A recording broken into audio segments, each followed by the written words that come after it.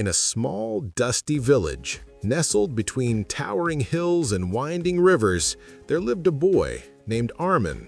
Armin was known to everyone in the village, not for his possessions or wealth, because he had none, but for his bright, determined eyes. Those who saw him often said, "That boy has empty pockets, but a heart full of dreams." Armin's family was very poor. His father worked as a laborer, carrying heavy loads in the nearby town, while his mother sold homemade bread in the village market.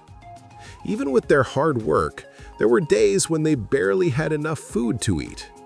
Armin didn't even own a pair of shoes and often walked barefoot on the rough, stony roads. But what set Armin apart was his mindset. While other children spent their days playing or complaining about what they didn't have, Armin spent his time imagining a better future. He often sat under the old banyan tree in the village square, daydreaming about a life beyond the hills. One evening, as the sun dipped below the horizon, Armin's father returned home, exhausted and defeated. He sat on the worn-out mat and said, "Armin, we have very little money left.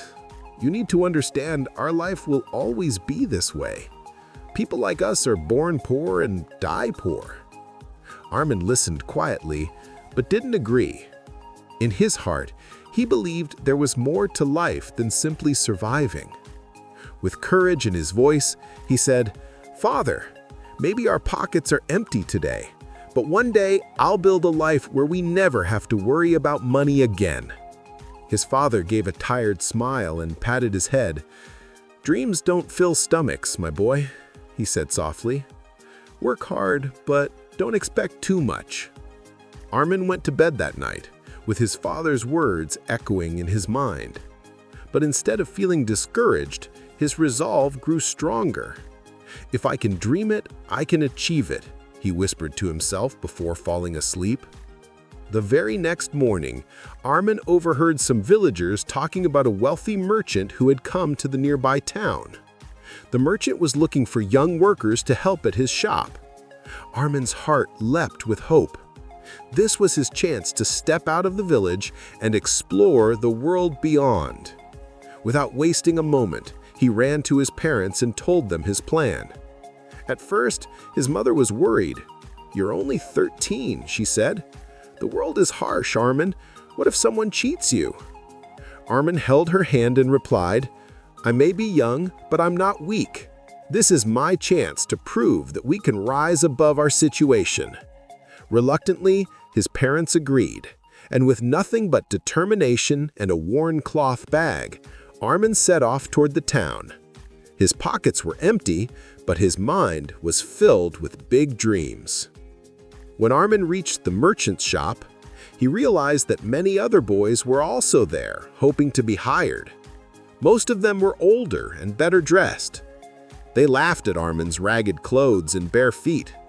One of them sneered, "What makes you think the merchant will choose you?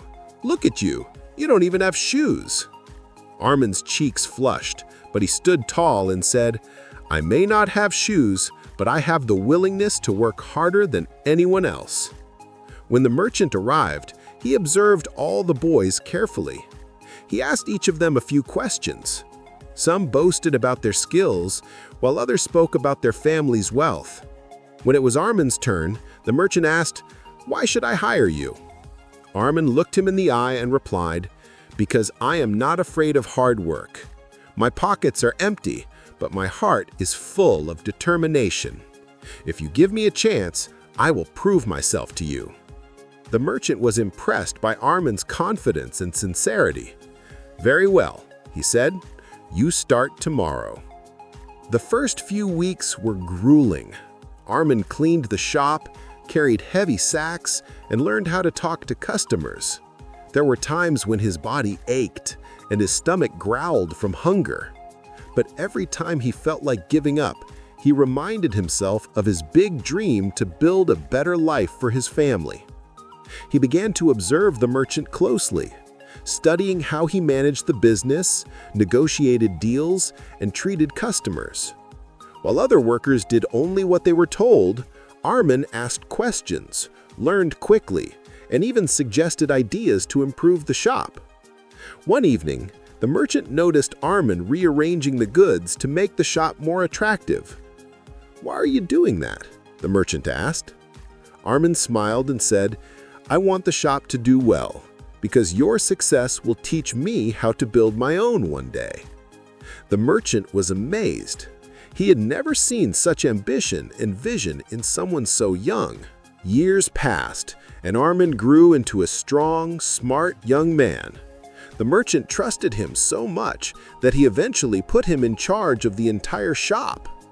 He managed it skillfully, increasing profits and attracting more customers than ever before. One day, the merchant called Armin to his office. "You've worked hard and proved yourself," he said. "I am expanding my business to another town, and I need someone to run this shop. I choose you." Armin was overwhelmed with gratitude. "Thank you, sir," he said, his voice trembling. "I will not disappoint you." With this opportunity, Armin saved his earnings carefully. Instead of spending on unnecessary things, he reinvested in the business. Slowly, he began to build his own small shop on the side. Within a few years, Armin's shop grew, and he opened multiple stores across different towns. The boy with empty pockets had become a successful businessman, respected by everyone. Despite his success, Armin never forgot his roots. One day, he returned to his village wearing clean clothes and shoes, riding in a beautiful carriage. The villagers were stunned. Children who once laughed at him now looked at him with admiration. He went straight to his parents' hut, tears welling up in his eyes. Hugging them tightly, he said, "Father, you once told me we were born poor and would die poor, but today I've proven that we can rise above our circumstances by thinking big and working hard." His father, overcome with emotion, whispered, "I was wrong, my son. You've shown us all what's possible." Armin didn't stop there. He built a school in the village, ensuring that every child, no matter how poor, could get an education. He also created jobs for villagers so they wouldn't have to leave home in search of work. When asked why he did all this, Armin simply said, "Because someone once gave me a chance when I had nothing. Now it's my turn to do the same for others." At a community gathering, a young boy asked Armin, "Sir, how did you achieve so much when you started with nothing?" Armin smiled and said, "It all begins in the mind.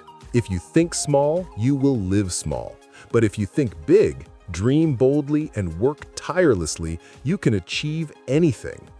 Empty pockets are only temporary. What truly matters is having a rich mind and a determined heart. The crowd applauded, inspired by his words. That day, everyone learned a powerful truth.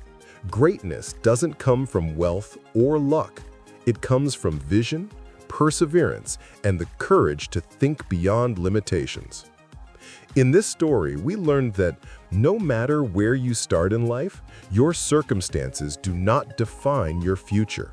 Like Armin, you can rise above challenges by thinking big, working hard, and staying focused on your dreams. Remember, your mind is your greatest asset. Dream big, act boldly, and never let empty pockets hold you back.